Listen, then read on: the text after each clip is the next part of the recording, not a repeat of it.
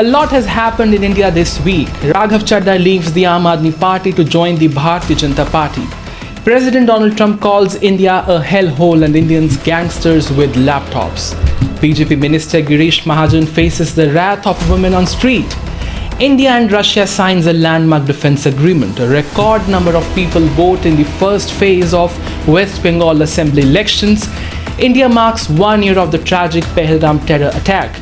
And India is now among the hottest regions on the planet Earth. Let's break it all down in the next 15 minutes. I'm Karan and this is the India Report. Let's start with the biggest story of this week in Indian politics. Raghav Chadha joining the Bharatiya Janata Party. The build-up to this had been happening for quite some time now. And for many Indians, this feels like a betrayal because Chadha was once seen as the Zoran Mamdani of India, a young articulate face of the clean politics in country. But today critics are calling him compromised, even suggesting that he acted out of fear of the BJP-led ED investigations. Once the poster boy of Aam Aadmi Party, he inspired millions and millions of young voters. And now, many of those same supporters are unfollowing him across social media platforms. And this raises a bigger question. What is the future of Aam Aadmi Party? Over the past few years, several top leaders and founding members have exited the party, making similar serious allegations that Arvind Kejriwal and AAP have drifted away from their original anti-corruption ideology. Today, trust erodes to be eroding. And unless Kejriwal has a political comeback strategy, this could mark a serious decline for the party. So how did we get here? It began when Chadha's name appeared in a supplementary charge sheet in the liquor policy case. Soon after, he began distancing himself from the party. Now, while Aam Aadmi Party leaders faced investigation and even jail time, Chadha remained largely silent, even spending some time in London during some of the toughest moments for the party. Also in Parliament, he avoided direct confrontation with the Bharatiya Janata Party and focused on neutral issues, which Aam Aadmi Party claims helped him build his individual image rather than the party's. Eventually, he was removed as the deputy leader in the Rajya Sabha. Now, Chadha, along with 7 other MPs, that is nearly 2/3 of the Aam Aadmi Party's Rajya Sabha MPs, have merged with the BJP, dealing a massive blow to Kejriwal. And with that, one of the AAP's most prominent faces has walked away, leaving behind a party and a bigger question mark over its future. Now let's zoom out because our next story is not about a repost. It's about what it represents.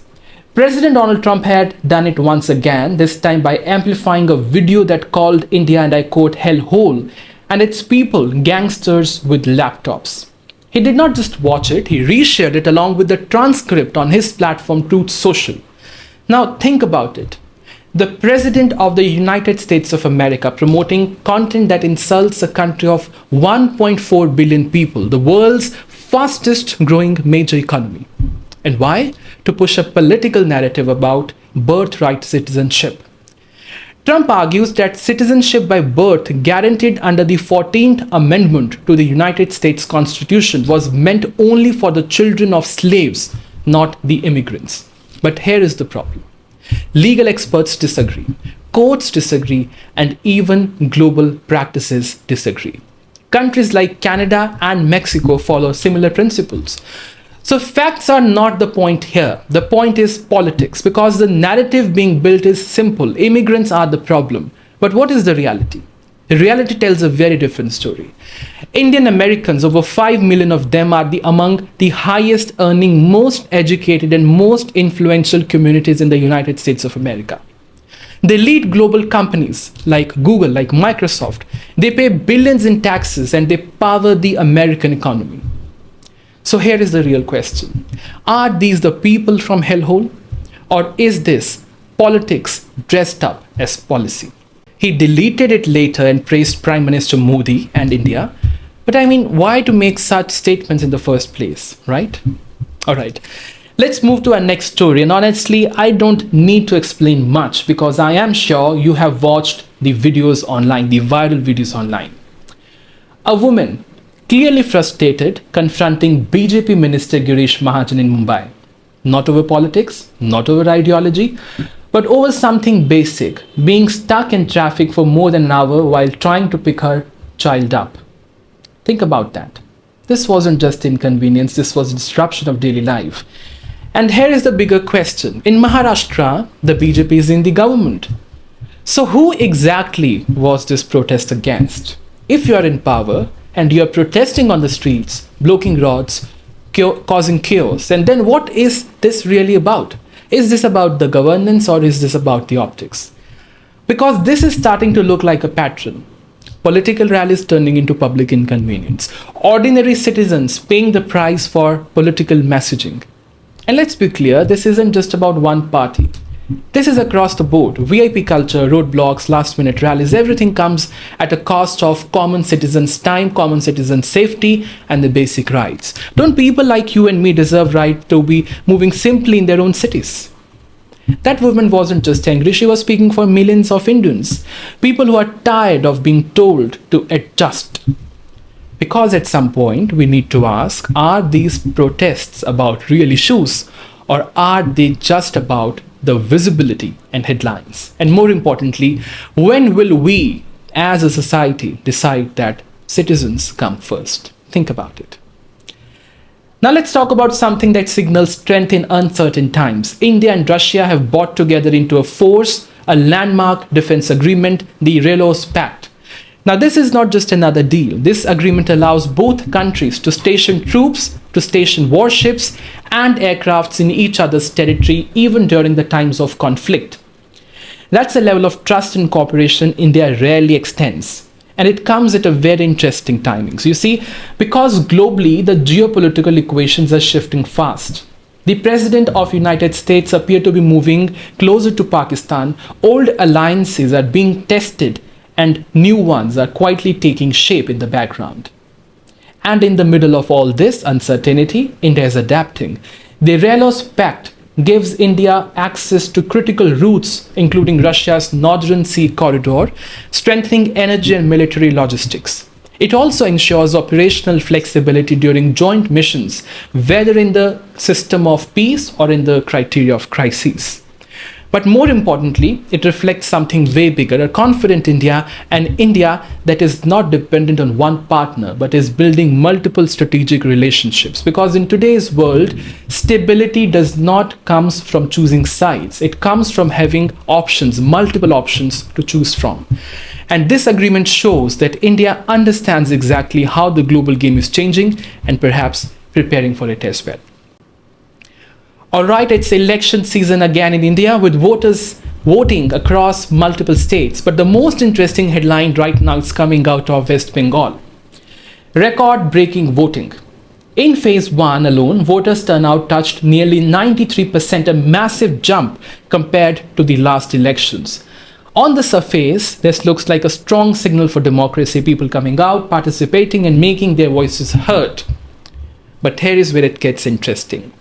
This election is also surrounded by a major controversy. A massive voter list revision removed lakhs of names of nearly 12% of the electorate. So while the percentage looks high, the actual base has shrunk, which means the picture is not as straightforward as we see. Now, politically, both sides are spinning this in their own favor, both BJP and TMC. The BJP believes higher turnout means anti-incumbency, people want change. On the other hand, Mamata Banerjee and her party All India Trinamool Congress say this turnout shows people are coming out to protect their government. Both are trying to present their own point. And history adds another layer. The last time Bengal saw such strong participation, it led to a major political shift when Mamata Banerjee ended decades of communist rule.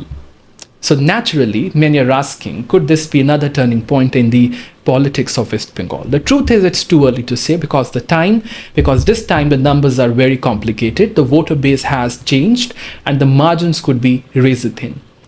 So the bottom line is higher turnout always signals energy and belief in democracy, but whether it signals change or continuity, that answer will only come when we see the final results. Ladies and gentlemen, now let's talk about something very serious. India marks 1 year of the tragic Pahalgam terror attack. On April 22nd, 2025, 26 innocent lives were lost in Pahalgam. Tourists, families, people who were simply there to enjoy a peaceful day. But what happened was anything but peaceful. This wasn't a random act of terrorism or violence. People were asked their religion and then executed. This was not just terrorism, it was a message meant to divide, to provoke, and to shake the very foundation, very fabric of our country, India. 1 year later, we remember the victims. But we must also ask a harder question. Have we been able to truly corner Pakistan on the global stage? And the answer, honestly, is no. Because today, Pakistan is not isolated.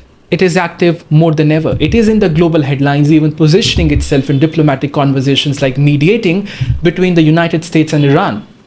It is engaging with the US, maintaining ties with China, and even building bridges with Russia. And that raises a bigger concern. Is India's strategy working or not? Because terrorism is not just about one attack, it is about the ecosystem that enables it, and we are failing to decimate it. Remembering the victim is very important, but questioning our response is necessary at the same time. Because if the global narrative hasn't shifted, then the real challenge still remains. Think about it. And now for the concluding story of this week, something that always doesn't make to the headlines, but should be part of our regular dinner table conversations. India is now not just facing a massive heat wave, it is experiencing extreme, widespread heat across the nation, across the country. From north to central and eastern regions, temperatures are consistently crossing some 42 to 45 degrees Celsius range. Cities like Azamgarh, cities like Hisar, Ludhiana and Agra are all reporting similar level of heat at the same time. And that's what makes this different.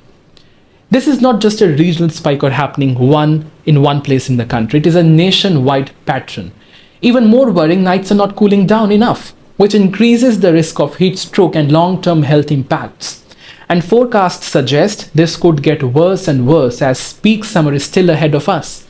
This is not just weather anymore, it is a warning for us, because the real question is no longer how hot it gets, but the real question is, are we preparing for it? Because we need to take the climate related things very seriously, and government needs to act and take some preventive measures so it does not happen in the future.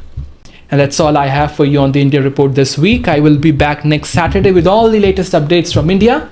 Until then, take care and thank you very much for watching.